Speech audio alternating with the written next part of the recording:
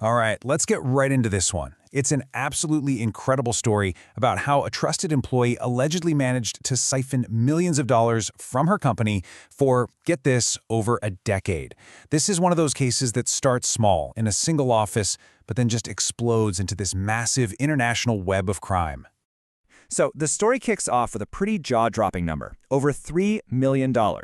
And this wasn't some one-and-done bank heist. Nope. This was a slow, methodical bleed from a cleaning services company, a scheme that somehow went completely unnoticed for years. And here is where it gets truly wild. This fraud didn't last for a few months or even a couple of years. It allegedly ran for 15 years. Think about that. A decade and a half of systematic deception, all happening right under everyone's noses. So who was at the center of it all? Just one person, a 54-year-old operations manager. Someone who had the complete trust of her company and, as the police allege, the keys to its financial kingdom. This, of course, raises the huge question. How in the world does a fraud this big, running for this long, finally get discovered? What was that one little thread that, when someone finally pulled on it, made the whole thing just fall apart? Well, the beginning of the end wasn't some dramatic police raid or secret whistleblower. It was actually something way more mundane, something that happens in companies all the time, a simple corporate restructuring. This was back in November 2021 at a cleaning company called ServiceMaster. You know, while they were moving things around and reorganizing, someone spotted some numbers that just didn't quite add up. And those financial irregularities, as they called them, were enough to trigger a full internal audit. That audit quickly snowballed into a massive police investigation, which they codenamed Project Fletcher. So as investigators started digging, their focus really narrowed in on that operations manager. And what they uncovered wasn't just simple theft. It was, allegedly, this meticulously planned three-part scheme that was basically designed to bleed the company dry from the inside out. This really breaks down the audacity of the alleged scheme. It wasn't just one trick. It was a three-pronged attack. First, she could allegedly divert employee wages. Second, she could redirect payroll funds to other people, including her own family members. And third, she could just create completely fake invoices for work that never, ever happened. So a forensic audit uncovers this just staggering paper trail. I mean, we are talking about 270 fraudulent checks, and they were made out to 8 different ghost companies that didn't even exist. All that money was then funneled into 22 separate bank accounts. This wasn't sloppy work. This was a complex web built specifically to hide where every single stolen dollar was going. Now this is where the story gets even crazier. The Durham Regional Police figured out very quickly that this was not your average fraud case. They knew they were in for a marathon, not a sprint. Just to even begin tracing where the money went, detectives had to get 27 separate judicial orders. I mean, that is a huge amount of legal work just to get permission to look at the bank records. And what did they find once they got that permission? A literal mountain of paperwork. We're talking about nearly 80,000 pages of financial records, and every single page had to be carefully analyzed by investigators. Detective Brad Chapman from the Financial Crimes Unit, he really put it into perspective. He flat out called the 4-year investigation extensive and highly complex.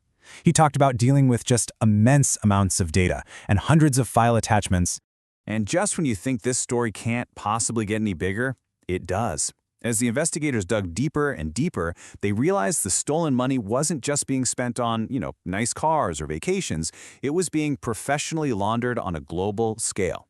So, Canada's Financial Intelligence Unit, FinTrack, they get called in. And their analysis shows this money moving all across Canada, then down into the United States, and even into Latin America. This was no longer just a local crime, not by a long shot. And here is the truly chilling part of the discovery. FinTrack found that this wasn't some standalone operation. It was actually connected to a huge professional money laundering network. So in an instant, this case went from being a major office fraud to a matter of serious, organized international crime. Okay, so let's shift gears and talk about the legal fallout from all of this. Because with a crime this complex, the response from the justice system has to be just as complex. You've basically got 2 separate battles being fought at the same time, each with a very different goal. On one side, you've got the criminal case. The police have charged 13 different people, including family members, with fraud, theft, and money laundering. The goal there? Conviction and punishment. At the exact same time, ServiceMaster is fighting a battle in civil court. They're suing to get their $3 million back. Their goal is much simpler: get compensation. Now, in that civil case, the court took a pretty serious step. It issued something called a Mareva order. And this is a really powerful legal tool that basically freezes a defendant's assets. In this case, up to $2 million worth. It's to make sure that money doesn't just vanish before the trial is over. And when the operations manager actually tried to get this order lifted, the judge's refusal was, well, blunt. Justice Verner's ruling pretty much said that because the evidence of fraud was so strong, and because she had a documented history of gambling, there was every reason to believe she would dissipate her assets or, make them disappear if she got access to them.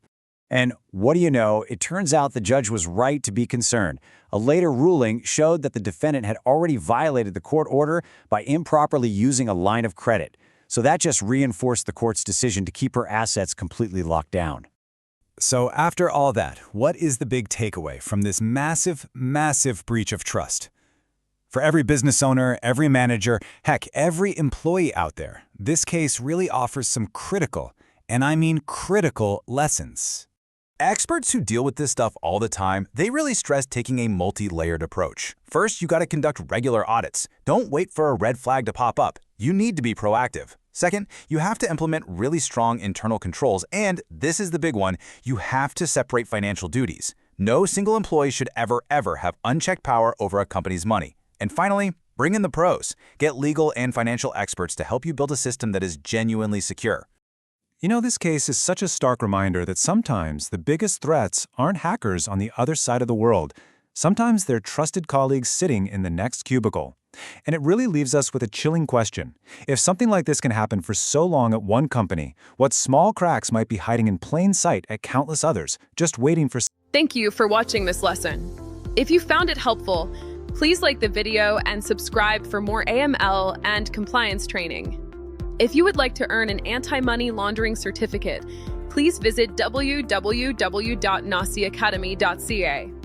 The first course is free and eligible for certification. I'll see you in the next lesson.